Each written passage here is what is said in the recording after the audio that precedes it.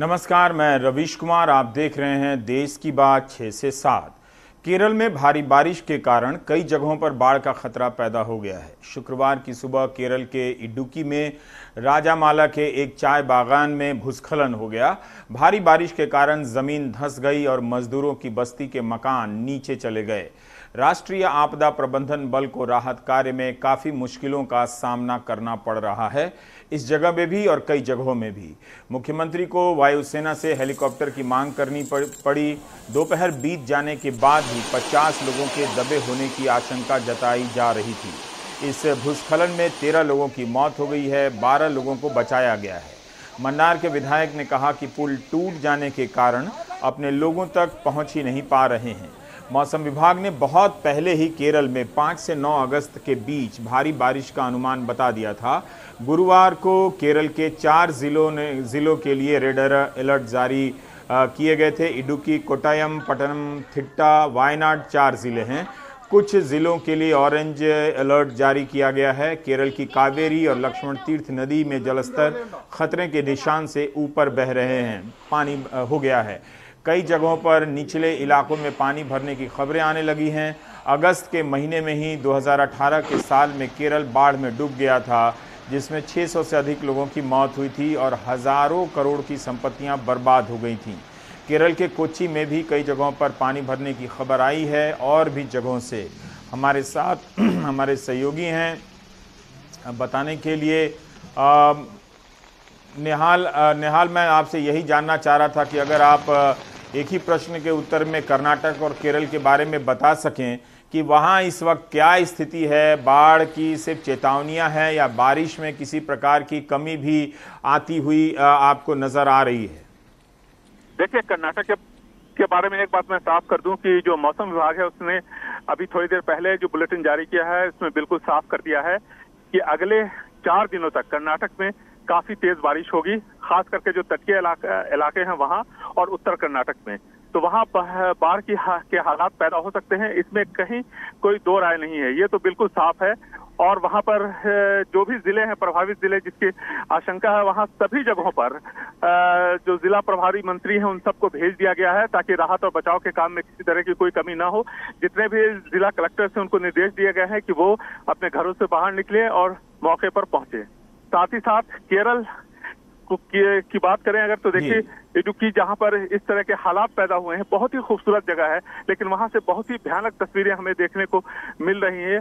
और ये ऐसा है कि आम दिनों में भी, चूंकि यहाँ पर काफी पेड़ पौधे हैं, पहाड़ी इलाका है, तो यहाँ पर क्या होता है कि आम दिनों में भी बारिश होती रहती है। जब मानसून की शुरुआत होती है तो सबसे ज्यादा बारिश इन्हीं इलाकों में होती है और इसलिए इन इलाकों में हालात इतने बदतर हुए हैं। और यहाँ पर जिस तरह से अभी राहत और बचाव का काम चल रहा है उसमें इसलिए भी परेशानी आ रही है कि एक पुल, जो स्थानीय पुल है, वो बह गया और जिस वजह से राहत कर्मियों को वहां तक पहुंचने में काफी परेशानियों का सामना करना पड़ रहा है। तो कुल मिलाकर के दक्षिण में, खास करके कर्नाटक और केरल में अगले जो 72 घंटे हैं वो काफी चुनौतियों से भरे होंगे प्रशासन के लिए, राहत कर्मियों के लिए, और जो लोग हैं उनको भी चेतावनी दी गई है कि वो भी सुरक्षित जगहों पर जाएं और जहां तेज बारिश हो रही है वहां पर बिल्कुल भी अपने घरों की वजह से या दूसरे जो सामान है उसके लोभ में वहां पर न रुके, उनके जान और माल को खतरा हो सकता है।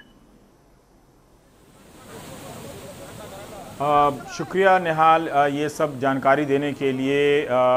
एक तरह से जो बारिश मानसून लौट रहा है उसका कहर है। आप देखिए तो शुरुआत असम से हुई, फिर बिहार, फिर यूपी में भी बाढ़ की स्थिति है कुछ ज़िलों में और कई गांव प्रभावित है वहां भी। लेकिन जब मानसून के लौटने का समय आ रहा है एक तरह से, तो वो दूसरी तरीके का एक वहां पर उसका उत्पात नज़र आ रहा है। कर्नाटक और महाराष्ट्र में भी आप देख रहे थे कि पिछले 2 दिनों से कि वहाँ किस तरह से बारिश के कारण हालात बिगड़ रहे हैं। अब वहाँ पर स्थिति सुधरी है। उम्मीद यही की जानी चाहिए कि केरल और कर्नाटक के लिए जो अगले 72 घंटे महत्वपूर्ण बताए जा रहे हैं उनमें किसी प्रकार का इस तरह की बारिश ज़्यादा ना हो, स्थिति संभल जाए। इन्हीं सब प्राकृतिक आपदाओं की चुनौतियों का सामना करते हुए हर दिन देश का कोई ना कोई हिस्सा अपना हिस्सा गुजरता रहता है किसी न किसी हिस्से में।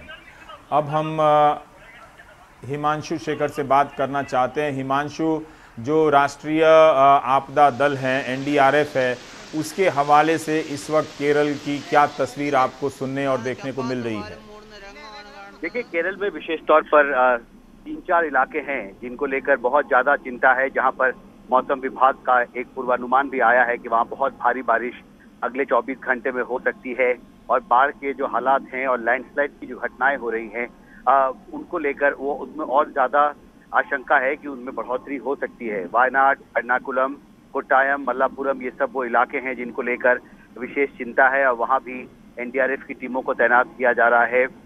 खतरा बिल्कुल नहीं टला है और विशेषकर जो इडुक्की जिला है जहां पर आज एक बड़ी घटना हुई है लैंडस्लाइड की, वहां पर करीब 80 टी स्टेट के वर्कर्स थे जो वहां अपने परिवारों के साथ रहते थे।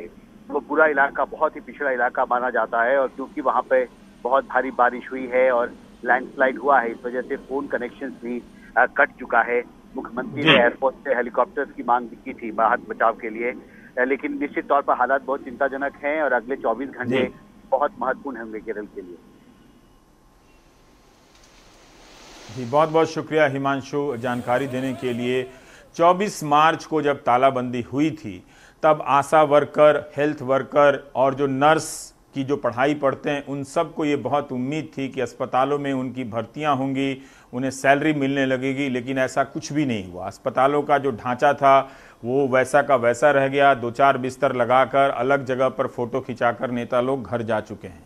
मगर आशा वर्कर लगातार कई वर्षों से बेहद ज़रूरी काम को निभा रही हैं, चाहे वो मिड डे मील की कई तरह की योजना, गर्भवती महिलाओं की योजना है, उससे मातृत्व सुरक्षा की योजना है, उसमें उनकी भूमिका होती है, पोलियो से बचाने में, उसको ख़त्म करने में उनकी भूमिका होती है थी। उन्हें लगा था कि जब कोविड की स्थिति आई है तो एक बार सरकार और समाज का उनकी तरफ न ध्यान जाएगा और उन्हें ये जो 2000, कहीं 1600, कहीं 1800 रुपये मिलते हैं और जो कभी मिलते नहीं हैं, उन सब चीज़ों में सुधार होगा और इसके साथ साथ आशा वर्करों को सुरक्षा उपकरण दिए जाएंगे। सोचिए, जुलाई बीत चुका है, मार्च, अप्रैल, मई, जून, जुलाई के बाद अब अगस्त भी 15 आधे की तरफ प्रस्थान कर रहा है, तब भी वो पीपीई किट और मास्क की जैसी बुनियादी चीज़ों की मांग कर रही हैं। वो क्यों कर रही हैं?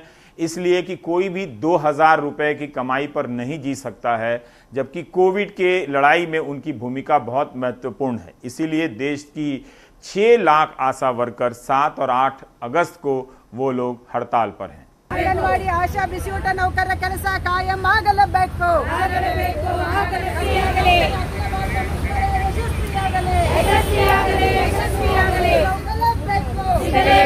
ಸಿಗಲೇಬೇಕು. ನೌಕರರಿಗೂ ಆರೋಗ್ಯ ಸೇವೆ ಬೇಕೇ ಬೇಕು. PSI ಜಾರಿ ಆಗಲೇಬೇಕು. ನೌಕರರನ್ನು ಕಾಯಂ ಮಾಡಿ ಬಿಸಿಯೂಟ ಆಶಾ ನೌಕರರನ್ನು ಕಾಯಂ ಮಾಡಿ ಫ್ರಂಟ್ಲೈನ್ ವಾರಿಯರ್ಸ್ಗೆ ಸೂಕ್ತ ರಕ್ಷಣೆ ಬೇಕೇ ಬೇಕು. అంగన్వాడీ వర్కర్స్ హెల్పర్ సమస్యలను వెంటనే జయప్రదం చేయండి. రాష్ట్ర వ్యాప్తంగా జరుగుతున్న కార్యక్రమాన్ని ఐక్యవేద సంఘాల ఐక్యత, ఐక్య సంఘాల ఐక్యత. इंकलाब जिंदाबाद. हमारी मांगे पूरी करो. निकम्मी सरकार को बस्ती से हटा दो. और जुमलेबाजी बंद करो.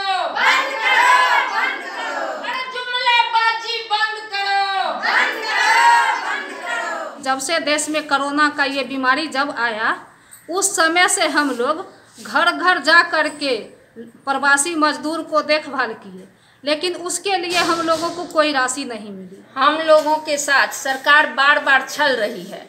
7 जनवरी को समझौता हुआ, उसमें कहा गया कि आप लोगों को सरकारी कर्मी का दर्जा दिया जाएगा, सेवा पुस्तक बनेगी, 1000 रुपया प्रति माह करके दिया जाएगा मानदेय।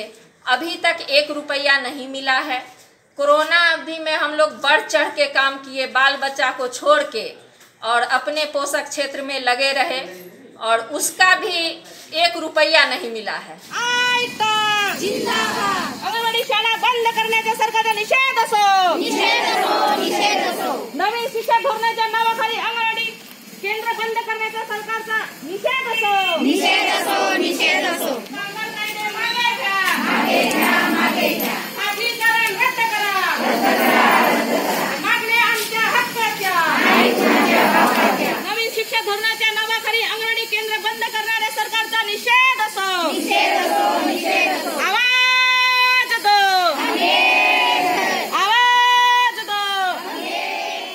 दिल्ली महानगर में 6 लाख संख्या है आशा वर्कर की। आप देख लीजिएगा कि संख्या होने के बावजूद मीडिया में इन्हें कितनी जगह मिलती है। मैं पिछले कुछ सालों से कह रहा हूं कि लोकतंत्र के मौजूदा स्वरूप में संख्या का मतलब एक सरकार को बहुमत से ही हो गया है, बाकी लोगों की संख्या का कोई मतलब नहीं रहा। जनता ही जनता नहीं रही, तो इसलिए वो चीख रहे हैं, चिल्ला रहे हैं, हर मौके पर अपनी आवाज़ उठा रहे हैं, मगर इनकी समस्या का समाधान नहीं हो रहा है। अब बात दिल्ली से की कर रहे हैं कि बताइए, दिल्ली में 2,500 टीचर या कॉलेज के स्टाफ ऐसे हैं जिन्हें 4 महीने से सैलरी नहीं मिली है। इस महंगे शहर में कोई कैसे जी सकता है? ये दिल्ली सरकार के 12 कॉलेज हैं जो दिल्ली यूनिवर्सिटी में आते हैं और दिल्ली सरकार के 100% फंड से चलते हैं। 2,500 स्टाफ को 4 महीने से सैलरी नहीं मिली है। शरद शर्मा की ये रिपोर्ट। चाहे सेंट्रल गवर्नमेंट हो चाहे स्टेट गवर्नमेंट हो, हमें इससे कुछ लेना देना नहीं है। हमें हमारे को ये चाहिए कि हमारे जो 12 कॉलेज हैं उनको सिर्फ और सिर्फ उनके जो वर्कर काम कर रहे हैं, जो भी बेचारे काम कर रहे हैं, उनको पैसा चाहिए, सिर्फ पैसा चाहिए। पैसा भूख है, भूख के आगे क्या चीज होती है? कुछ नहीं होती है। ये गुहार है दिल्ली यूनिवर्सिटी के उन 12 कॉलेज के 2,500 टीचिंग और नॉन टीचिंग स्टाफ की, जिनको बीते 4 महीने से वेतन नहीं मिला है। पिछले 3 से 4 महीने, मार्च में मतलब अप्रैल मंथ की हमें कुछ पार्शियल सैलरी मिली है। हाँ। उसके बाद से हमें लगातार सैलरी नहीं मिल रही है। हम बिल्कुल हाथ सब कुछ जेब खाली हो चुकी है। ना हम फीस भर पा रहे बच्चों की, ना हम कुछ कर पा रहे। मेडिकल फैसिलिटी हमारे बिल पड़े हुए मेडिकल के, वो रियम्बर्स नहीं हो रहे हैं। तो ना वो पैसे आ रहा है, ना इनपुट आउटपुट हमारी बिल्कुल बंद है। हाँ। घर का राशन हो गया, स्कूल की फीस हो गई, EMI हो गई, LIC हो गई, ये सब हमें यहीं से करना होता है। हाँ। और अब बिल्कुल खाली हमारे हाथ।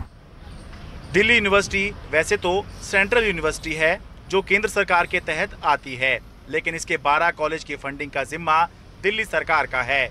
इसको लेकर दिल्ली सरकार और दिल्ली यूनिवर्सिटी आमने सामने हैं। दिल्ली के उप मुख्यमंत्री मनीष सिसोदिया के मुताबिक कॉलेजों का बजट 5 साल में 70% बढ़ाया गया है। इस साल के 243 करोड़ रुपए में से जुलाई तक 56 करोड़ रुपए दिए जा चुके हैं। तब भी वेतन नहीं दिया जा रहा, तो ये भ्रष्टाचार का इशारा है। DU के कुलपति को लिखा भी, लेकिन जवाब नहीं आया। जबकि दिल्ली यूनिवर्सिटी के मुताबिक मनीष सिसोदिया जिस 56 करोड़ रुपए की बात कर रहे हैं, क्या उसमें वेतन के अलावा अन्य खर्च शामिल नहीं हैं? 12 कॉलेजों के लिए 56 करोड़ रुपए से 2 महीने का खर्चा भी पूरा नहीं निकलना है। यहाँ CAG को मिलाकर 3 तरह की ऑडिटिंग होती है। ऐसे में भ्रष्टाचार के निराधार आरोप लगाना सही नहीं है। 56 करोड़ का सर सैलरी के लिए दिए हैं क्या? ये आपने पहले क्लैरिफाई कर लो कि भाई अगर 56 करोड़ जो है सिर्फ सैलरी के लिए हमने दिया, और वहाँ पर अगर जो जैसे मेंटेनेंस के लिए अगर PW को दिए होंगे तो हमारे पास तो नहीं आया। हम तो सैलरी तो हमारे अगर 2.5 करोड़ अगर पर मंथ एक कॉलेज को एवरेज मानते हैं, तो 12 कॉलेज को तो 30 करोड़ हो गया 2 महीने के अंदर। तो वो और नेक्स्ट मंथ कर ले तो 20 करोड़ रहेगा, बच गया ना। इस मामले में दिल्ली सरकार और दिल्ली यूनिवर्सिटी अपने अपने दावे कर रहे हैं। अब दिल्ली सरकार सही हो सकती है, गलत हो सकती है, दिल्ली यूनिवर्सिटी सही हो सकती है, गलत हो सकती है, लेकिन इन 12 कॉलेजों में जिन टीचिंग और नॉन टीचिंग स्टाफ को वेतन नहीं मिल रहा है, ये तो पूर्ण रूप से गलत ही है। वेतन तो मिलना ही चाहिए। दिल्ली यूनिवर्सिटी से अपने कैमरा सहयोगी शशिकांत झा के साथ मैं शरद शर्मा, NDTV इंडिया। इसमें कुछ भी गलत नहीं है। इस तरह की रिपोर्ट पर अब बिल्कुल ध्यान देने की जरूरत नहीं है। शरद की ये रिपोर्ट पूर्व भारत की रिपोर्ट है। 5 अगस्त को नए भारत के उदय का ऐलान हो चुका है, उसकी औपचारिक घोषणा हो चुकी है। इस तरह की रिपोर्ट, सैलरी नहीं मिली, एडमिशन नहीं हुआ, परीक्षा नहीं हुई, इस तरह की जो कहानियां हैं वो पूर्व भारत की हैं, 5 अगस्त से पहले की हैं। संवाददाताओं को भी अब नए भारत की नई नई कहानियों को करने का प्रशिक्षण लेना पड़ेगा। अब चलते हैं सिक्किम, जहां पर एक बहुत ही पौराणिक काल का मंदिर है, किरीटेश्वर मंदिर, वो बाढ़ के कारण खतरे में पड़ गया है।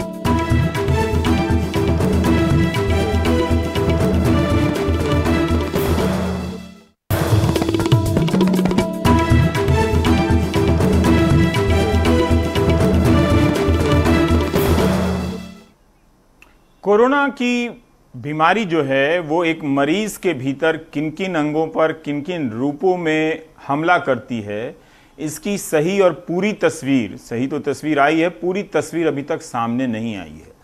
पूजा भारद्वाज की ये एक दूसरी रिपोर्ट है इस सिलसिले में, जो बहुत अहम बात की तरफ इशारा करती है कि डॉक्टर बता रहे हैं कि कोरोना का जो वायरस है वो ब्रेन पर भी हमला करता है और इससे संक्रमित कुछ मरीज ब्रेन हेमोरेज के भी शिकार हो रहे हैं।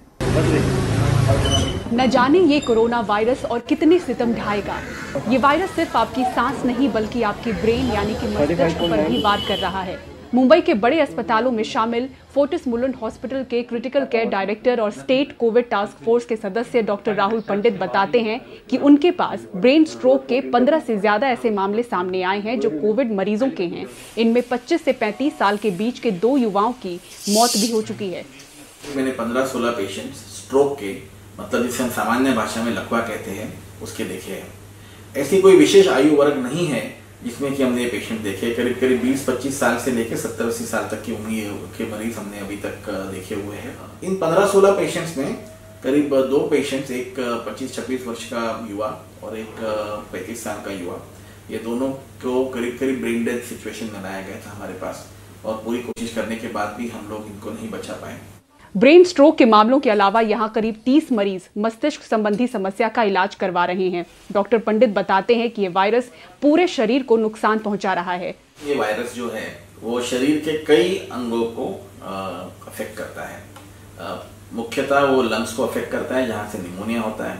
उसी तरह कभी कभी पेट की अकड़ियों को अफेक्ट करता है जिसमें कि लूज मोशन से डायरिया होता है। पर ये जो है ये विशेष था, शरीर की जो रक्त वाहिकाएं हैं, जिसको कि हम लोग वेसल्स या आर्टरी या वेन्स बोलते हैं, उनमें भी सूजन लाता है। उनमें जो है छोटे छोटे क्लॉट्स डेवलप होने चालू हो जाते हैं, और ये क्लॉट्स कभी कभी आर्टरीज में भी होते हैं, कभी कभी वेन्स में भी होते हैं, और इस वजह से पेशेंट्स को जो है उनके ब्रेन में पूरी तरह से खून पहुंच नहीं पाता है, क्योंकि उनके रक्तवाहिका में क्लॉट्स हुआ रहता है और उनको स्ट्रोक होता है। आयुष अस्पताल के डॉक्टर सुहास देसाई अपने आईसीयू में ऐसे कई मरीजों का इलाज कर रहे हैं और बताते हैं कि हर हफ्ते 3 से 4 ऐसे मरीज अस्पताल पहुंच रहे हैं। इसमें कॉमन लक्षण ये देते हैं कि सरदर्द होना, चक्कर जैसा लगना, बहुत बार बात करने में तकलीफ होना या दिखाई देने में प्रॉब्लम्स होना, ये सब कॉमन लक्षण इसमें दिखाई देते हैं, जिससे शुरुआत होती है बीमारी की और फिर आगे जाके ये बीमारी प्रोग्रेस होती है। तो जब भी ये लक्षण दिखाई देते हैं तभी इमीडिएट लेवल पे आप आपके डॉक्टर्स को कंसल्ट करें। अगर आप एमआरआई कर लेते हो या सही तरीके से सही समय पे इलाज चालू करते हो तो शायद से ये बीमारी आगे बढ़ने से रुक सकती है। शरीर पर कोरोना के प्रभाव को लेकर दुनिया भर में रिसर्च जारी है, लेकिन इस अध्ययन के दौरान जागरूकता के जरिए जिंदगियां बचें ये बेहद जरूरी है, क्योंकि कोरोना से निजात पाने के बाद भी ठीक हुए मरीजों को नई बीमारियां घेर रही हैं। मुंबई से पूजा भारद्वाज की रिपोर्ट, एनडीटीवी इंडिया के लिए। इसलिए इस महामारी को लेकर लापरवाही बरतने की जरूरत नहीं है। ये आपका दुर्भाग्य है कि इस तरह के नेता हैं जो अपने कार्यक्रमों से संकेत देते रहते हैं कि इस महामारी को लेकर चिंता करने की ज़रूरत नहीं है, मगर वो आपको खतरे में डाल रहे हैं। अब देखिए, शाहजहांपुर के एक इंस्पेक्टर हैं इंद्रजीत सिंह भदौरिया, 47 साल उनकी उम्र, फिट फाट आदमी। 2 बार उनका टेस्ट होता है, नेगेटिव आता है, तीसरी बार में उनका पॉजिटिव आता है, तब तक देर हो गई और उनका निधन हो गया। उसी तरह से बनारस में जो दैनिक जागरण के एक वरिष्ठ पत्रकार हैं राकेश चतुर्वेदी, जो चुप्पेपुर पत्रकारपुरम इलाके के रहने वाले भी थे, वहाँ पर उनको बहुत कम वक्त मिला अस्पताल में जाने और अपनी ज़िंदगी को थोड़ा मौका देने के लिए, उनका निधन हो गया। अजय सिंह बता रहे हैं कि बनारस में क्या हाल है। अजय सिंह की यह रिपोर्ट नए भारत की नहीं है, ये पूर्व भारत की है। चूंकि 5 अगस्त को नए भारत का ऐलान हो गया है तो सब कुछ नया होना चाहिए, पर रिपोर्टर पुराने भारत के हैं तो इसलिए वो पूर्व भारत की रिपोर्टिंग कर रहे हैं। शुक्रवार की सुबह वाराणसी के अखबारों में अपने एक साथी की मौत का मातम दिखता रहा। दैनिक जागरण के वरिष्ठ पत्रकार राकेश चतुर्वेदी गुरुवार रात कोविड की वजह से चल बसे। शहर के पत्रकार शोक और सकते में हैं। राकेश जी हमारे बहुत ही अजीज थे, हम लोग काफ़ी समय तक एक साथ रहे। दुख इस बात का है कि हम लोग उनको बचा नहीं पाए। हम लोग पेशे से पत्रकार हैं और राकेश चतुर्वेदी भी एक सीनियर जर्नलिस्ट थे, दैनिक जागरण जैसे संस्थान में काम कर रहे थे। और जैसे ही पता चला उनको सांस में को लेकर तकलीफ थी, हम लोग BHU के लिए कोशिश की, उनका परिवार लगा था, लेकिन बहुत मशक्क़त के बाद से उनको हॉस्पिटलाइज कराया जा सका। और जब वेंटिलेटर की ज़रूरत पड़ी तो समझ लीजिए कि लगा कि अब कैसे हो पाएगा, वेंटिलेटर मिलना मुश्किल था। आप समझ सकते हैं कि जब पत्रकारों के साथ ऐसी स्थिति है, पूर्वांचल का एम्स कहा जाता है BHU, वहाँ पे इस कदर बद इंतजामी है कि कोई भी कुछ सुनने को तैयार है ही नहीं। BHU अस्पताल से लापरवाही की खबरें पहले भी आती रही। इसके पहले एक मरीज अजय शुक्ला का एक वीडियो वायरल हुआ था। यहाँ 3 एम्बुलेंस लगी हुई है, तीनों में मरीज हैं, तीनों सीरियस पेशेंट हैं, यहाँ ले ही नहीं रहे हैं।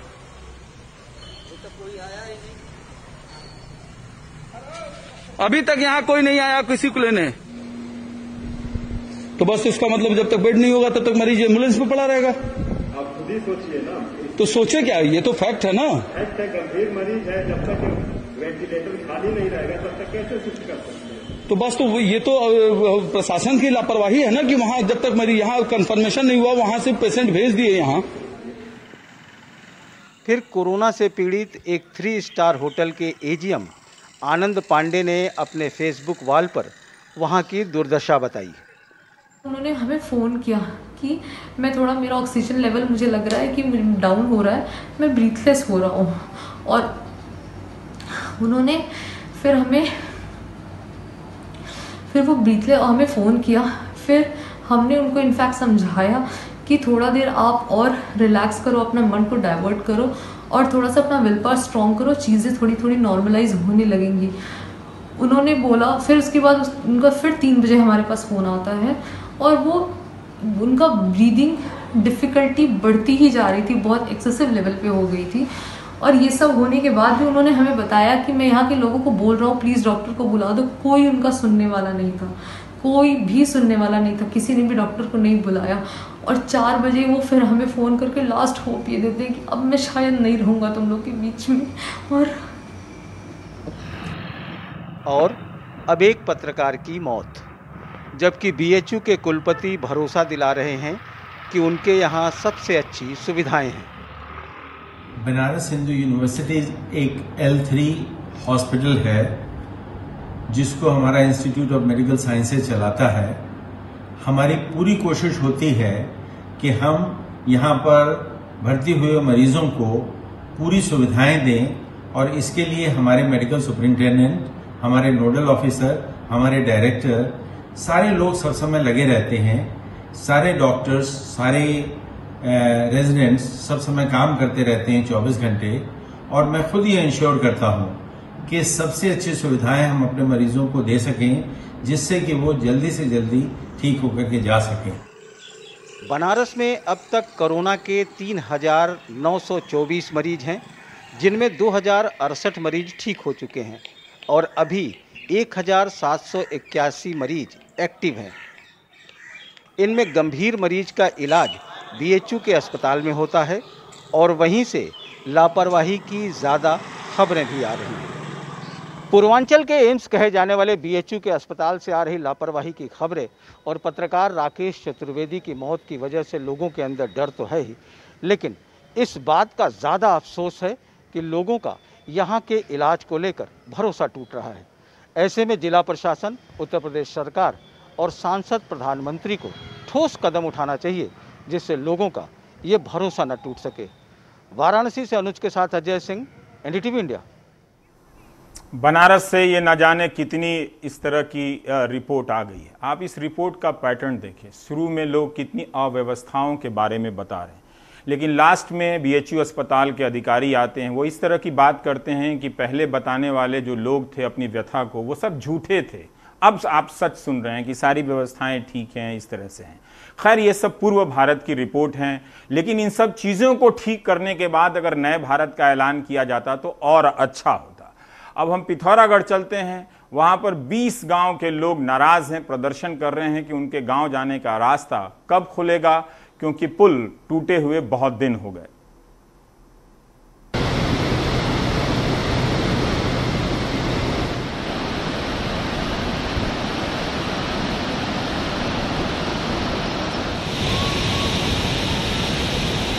धारचूला से तवागांव से सिंगला तक का जो गरीब काम कर रही है उसमें जो है इनकी बड़ी लापरवाही है। ना इनके गरीब का कार्य में कोई गुणवत्ता है, ना इनके कार्य सुचारू रूप से चला रहे हैं। भाई बार बार हमने गरीब के अधिकारियों से, प्रशासन से हमने ये कहा कि भैया मार्ग जल्दी खुला जाए। कभी वो कहते कि हमारे पास बजट नहीं है। अरे बजट नहीं है तो गरीब के विभाग के अधिकारी जो है भारत सरकार से कहें।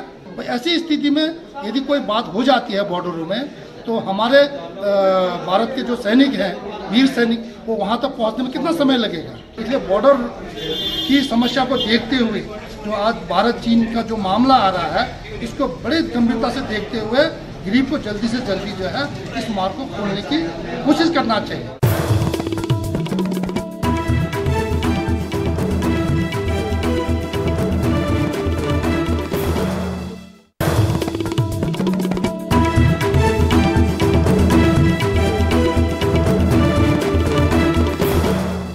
क्या आपको पता है कि एक वक्त में भारत के ही भीतर चावल, धान की कितनी किस्में थीं? अनुमित्रा घोष दस्तीदार का एक इंटरव्यू हिंदू अखबार में पढ़ रहा था। हिंदी अखबार में तो छपता नहीं है ये सब। तो वो बता रही हैं कि 1 लाख से ज़्यादा किस्में थी। केरल में ही लोगों को जब उन्होंने टेस्ट किया तो 40 किस्मों का पता तक नहीं था। तो ये दस्तीदार की सूचना है। तो बहुत सारी किस्में, बीज की किस्में हमने उन नीतियों के कारण गंवा दी जो हमारी अपनी थी। बीज कंपनियों के दबाव में, मुनाफाखोरी के चक्कर में, उनके साठ गांठ में। अब जब इन सारी परिस्थितियों को छिपाकर जब आपके नेता लड़ते हुए ये बताने के लिए आए, ब्रैकेट में भरमाने के लिए, कि वे चावल की एक किस्म जिसे बासमती कह रहे हैं उसके अधिकार के लिए लड़ रहे हैं, तो थोड़ा पढ़ाई किया कीजिए और जाना कीजिए कि भारत में चावल की किस्में किन वजहों से गायब हो गई। अनुराग द्वारी की ये रिपोर्ट देखिए। चावल में बासमती का अपना ठाठ है। भारत दुनिया का सबसे बड़ा चावल निर्यातक है, तो इसमें बड़ी हिस्सेदारी बासमती की है। पिछले साल भारत ने 70 लाख टन चावल का निर्यात किया। बासमती चावल के उत्पादन और निर्यात में बड़ी हिस्सेदारी देश के 7 उत्तरी राज्यों पंजाब, हरियाणा, हिमाचल, उत्तर प्रदेश, उत्तराखंड, दिल्ली और जम्मू कश्मीर की रही है। मध्य प्रदेश के 13 जिलों में बासमती की खेती होती है। पिछले साल राज्य में 3 लाख टन बासमती की पैदावार हुई, लेकिन राज्य के पास जीआई टैग नहीं है, इसलिए सीहोर के शरबती गेहूं जैसी धाक चावल के बाजार में मध्य प्रदेश की नहीं है। भौगोलिक संकेतक यानी जीआई का इस्तेमाल ऐसे उत्पादों के लिए किया जाता है जिनका एक विशिष्ट भौगोलिक मूल क्षेत्र होता है। इन उत्पादों की विशेषता और प्रतिष्ठा भी इसी मूल क्षेत्र के कारण होती है। ये टैग उत्पाद की गुणवत्ता और विशिष्टता का आश्वासन देते हैं। 2004 में सबसे पहले दार्जिलिंग टी को जीआई टैग मिला। मध्य प्रदेश में झाबुआ के कड़कनाथ मुर्गे सहित कई उत्पादों को जीआई टैग मिल चुका है। शिवराज सिंह ने अपने तीसरे कार्यकाल में कोशिश की, लेकिन रजिस्ट्रार जीआईटी ने दावे को नकार दिया। सरकार मद्रास हाई कोर्ट गई, लेकिन हार गई। अब मामला सुप्रीम कोर्ट में है। केंद्र में सरकार बीजेपी की है, कृषि मंत्री मध्य प्रदेश से आते हैं, लेकिन बीजेपी सवाल कांग्रेस से पूछ रही है तो कांग्रेस पलटवार कर रही है। इसका जवाब कांग्रेस के नेता दें, कमलनाथ जी दें कि क्या मध्य प्रदेश के किसानों के साथ कांग्रेस नहीं है।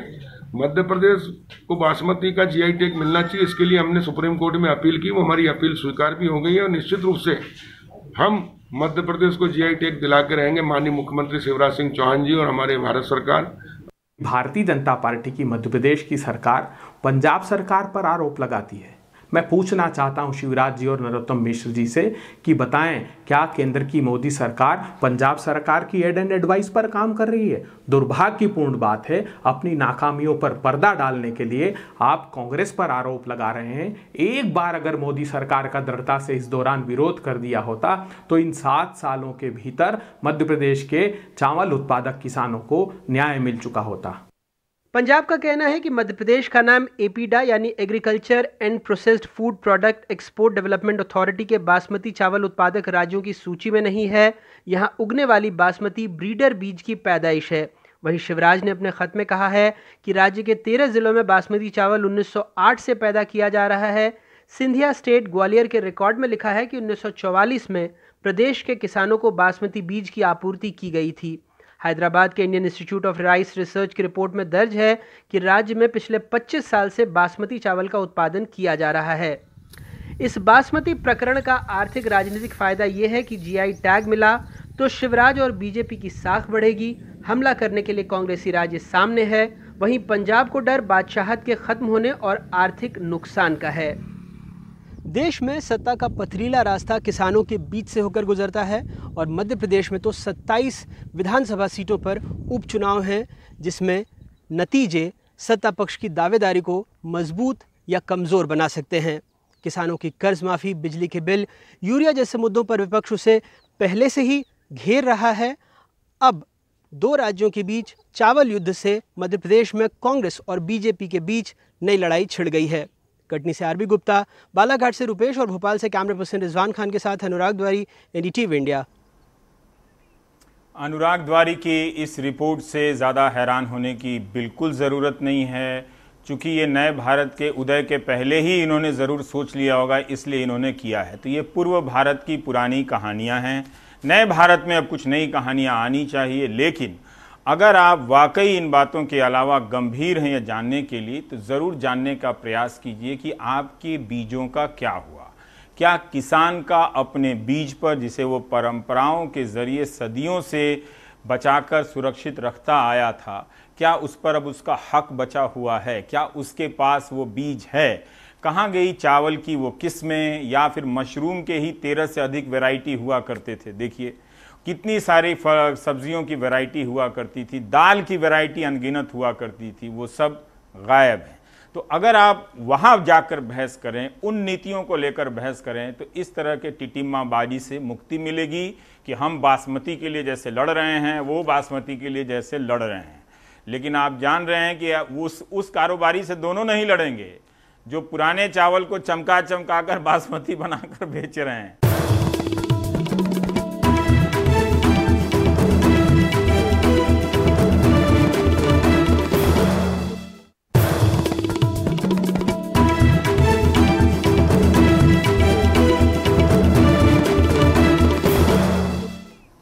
उत्तराखंड के एक आईपीएस ऑफिसर हैं बरजिंदर सिंह जीत।